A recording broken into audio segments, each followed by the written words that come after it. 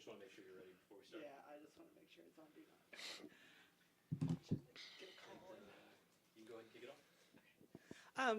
We haven't, I haven't spoken to you at least since you arrived. So I guess just kind of what made this project for you intriguing?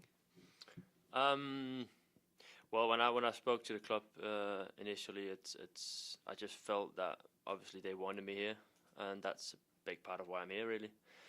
And the project, obviously, it's I think we're a group of, I think Chris said it as well. It's a group of winners. We want to win games, and that's what you want as a footballer and or soccer player. So coming into a team that's ready to win is the main reason why I'm here. Do you view it as kind of a chance to prove yourself again? I know you had some injury last year, and then just trying to kind of get back to who you have been known to be? Yeah, absolutely. As I said, I've been injured for a while, and I want to play football. I want to play games, and Cincinnati told me that there was a good chance of me playing games here. So I see it as a good chance for me to come back to the level that I know I can reach. So yeah. Lukas, footballer is fine here. Yeah. I think.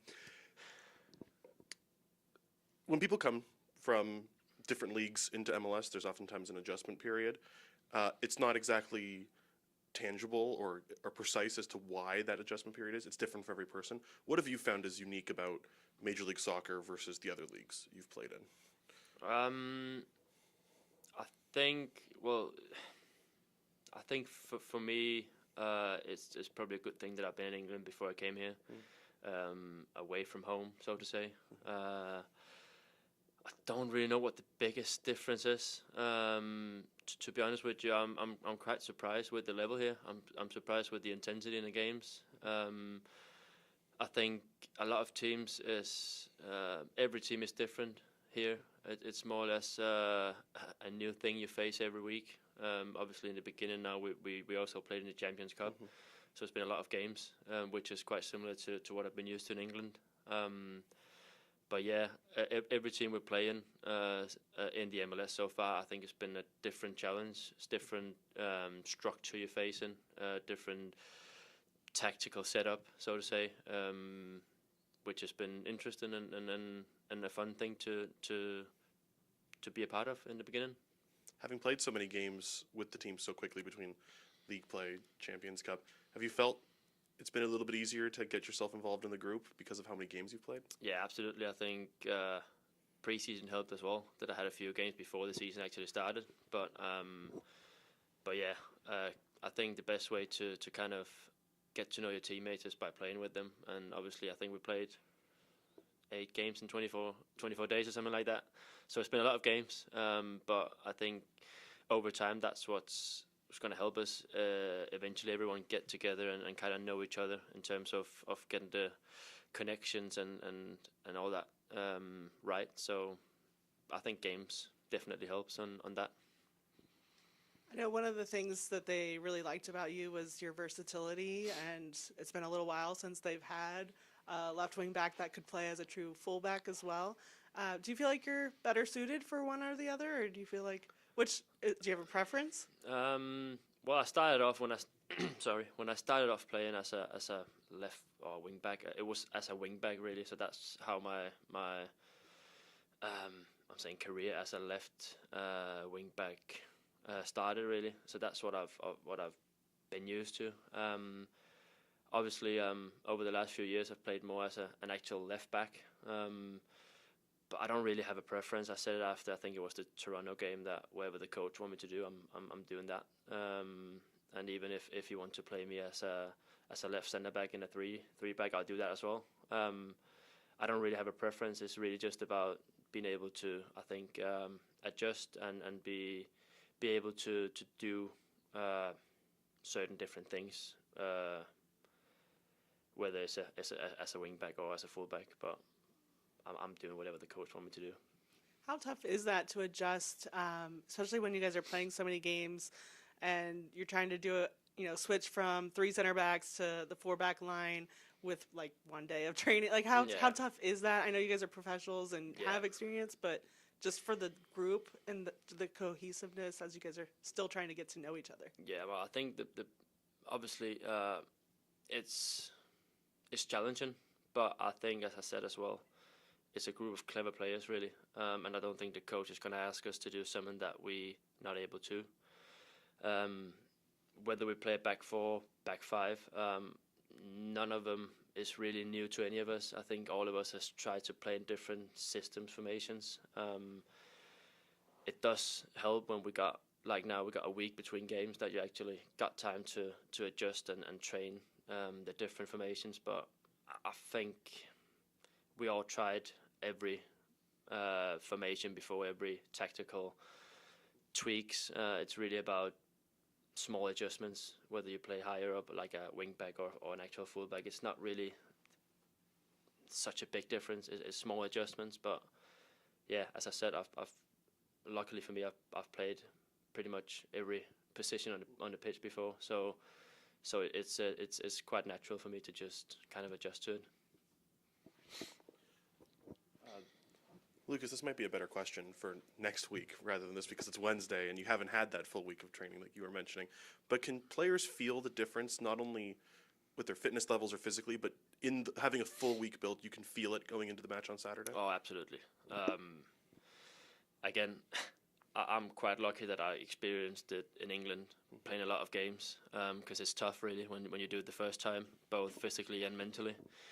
It's pretty much you play a game and it's on to the next one. You don't really have time to sit and reflect on everything you're doing. It's just next one, and having a full week of training is good for us both mentally and physically, and we can actually work intensive on the next opponent, which is Atlanta this week. But a full week is definitely giving us better, I think, options or possibilities to win the game. I got one more for you. I was going to ask, I believe one of the big stars for Atlanta this season is Emmanuel Latelaf, and I believe you have some familiarity with that guy. What do you know of him, and what can you expect from that kind of player this weekend? I just talked to him this morning, actually. It's obviously he's a great player. I think, if I'm not mistaken, he's the most expensive guy ever in the MLS, which for a lot of people and players would be a lot of pressure on you, but not for him really. He's he don't really see that as pressure. I think he sees this opportunity as a privilege, and he's a really good player. Everyone that knows him knows that he's a great player. He's fast. He's versatile. He's pretty much got everything you want from a number 9, which is why we need to be on our best on Saturday if we want to stop him, because he can score left, right, head, whatever. He's a great player, but I believe that we will be able to stop him. MLS has been able to bring in some pretty talented players in recent years. Has anything surprised you about the league since you've played 4 matches? Yeah, well, as I said, I think if you had asked me 5 years ago, I'd probably say that from what I've known from the exposure of the league we get in Europe, you would say it's might not be the best league really, but since I've been here now, I've really seen how things have changed, and I'm hearing from my teammates as well that things have changed over the past few years. And as you said, it's a lot of really, really great talent in the league. And as I said, I think the thing I'm most surprised of is the intensity and actual the level in general. I think it's way higher than people in Europe might think. Because of the exposure, you don't really see a lot to the MLS in Europe. But yeah, I think it's a great league, and I think if people actually knew how things were here, they would be quite surprised by the level. And then just for you personally, is there anything in particular that you are really trying to work on in your own game? Like what goals do you have for yourself this season? I'm trying to just be the best version of myself every day, really. I'm not really putting my success up on numbers, stats like that. I'm trying to be the best player I can be, and I fully believe that I'll be able to help the team. And at the end of the day, I want to win trophies, and that is my main target here. Wrap up with Carter. Go one more. Lukas, I'm not sure if you're aware this week, but it's a pretty big week in American sports with March Madness. Yeah, I've heard college it. basketball start. Yeah. Have you filled out a bracket, and do you have a winner? I haven't actually done it. I know Nick is really hyped about it. I believe, is it called Xavier? One that came back yesterday. Yeah. He's really hyped about it. I haven't done it myself. I'll be honest with you. I haven't really. I'm not really that into to. Is it college basket? I think it is. College basketball. I do love the NBA, and I like to watch that, but haven't really. I don't know much about college basket, if I'm being honest. So we'll jot you down as a Xavier pick. And Yeah. Yeah. Okay. Let's do that. Got it. All right, thanks for this. Thanks, Thanks, guys. Lucas. Thank you. Yeah, Nick went to the. Oh, it was.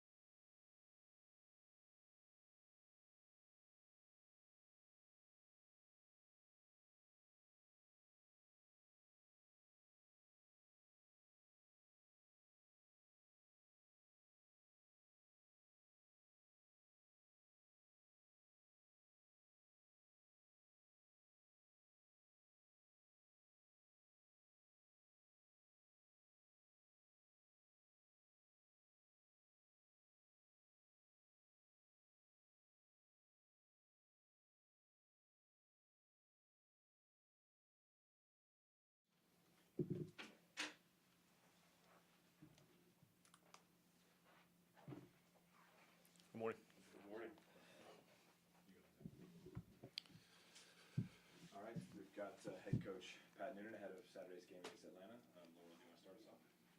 Feel rested now? No, but serious. It's been good. While you guys actually have time to kind of work on things, how beneficial can that be for you guys, especially with, you guys have scored 4 goals in 4 league matches. There's a lot of still new faces getting to know each other. How beneficial can that be to have a full week? It's been refreshing. We had a couple days off, and then even that first day back, there was still some fatigue. So we didn't do very much tactically. We just wanted them to come back and have a little bit of a compete day.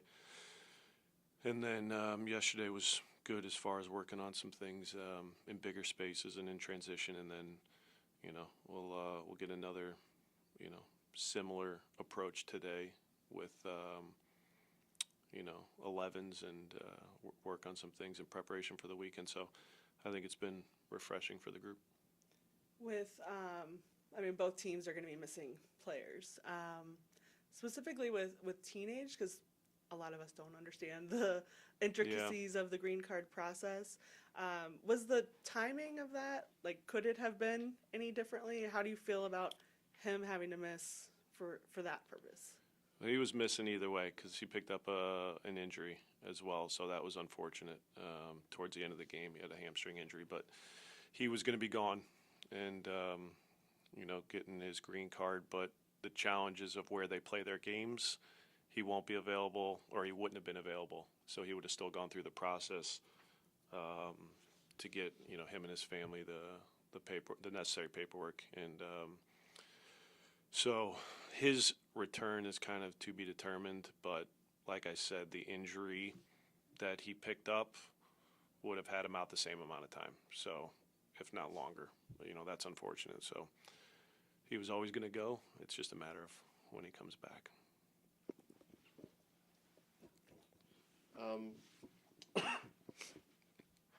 Pat, Atlanta has a pretty significant new striker added to the group in Emmanuel Latelaf. We just talked to Lukas, who was a teammate of his, and had some really complimentary things to say. What are your thoughts on him as a player, and then Atlanta in general in preparation for the weekend? Very active.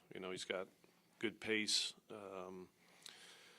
His hold-up play, you see in the last couple of games, looking at him obviously more closely, does a good job of moving off the line and getting his teammates involved, runs down, balls into the channel in front of goal. I think he's got a good feel for when crosses are going to come in, and even picking up knockdowns if he's not getting on the end of a pass himself. So just a really good feel for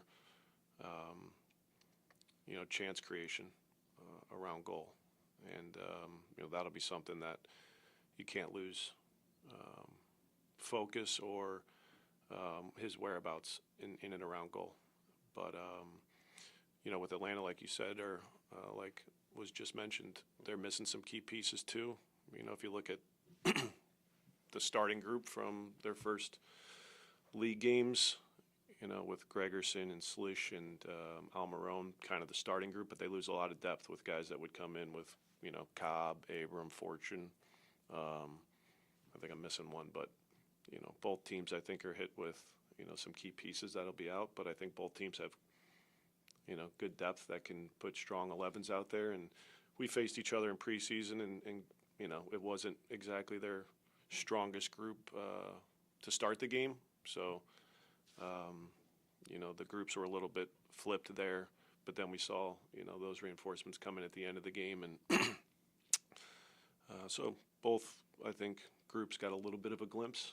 Things can change based on personnel missing, but they've been pretty consistent in their play and in their structure through, their league games. So be a good challenge for us.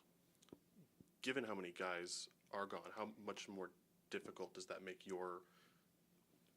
how much more of a challenge does it make informing the group of what to expect and then preparing for what they might use over the weekend?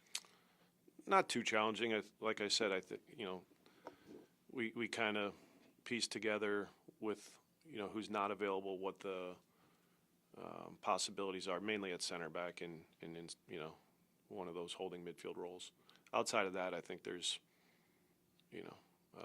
going to be a similar group to what we've seen, even most recently from the Miami game. So do our best to prepare them for the type of game, but whoever the personnel is, I don't anticipate things changing too much on their end with what we've, kind of analyzed so far.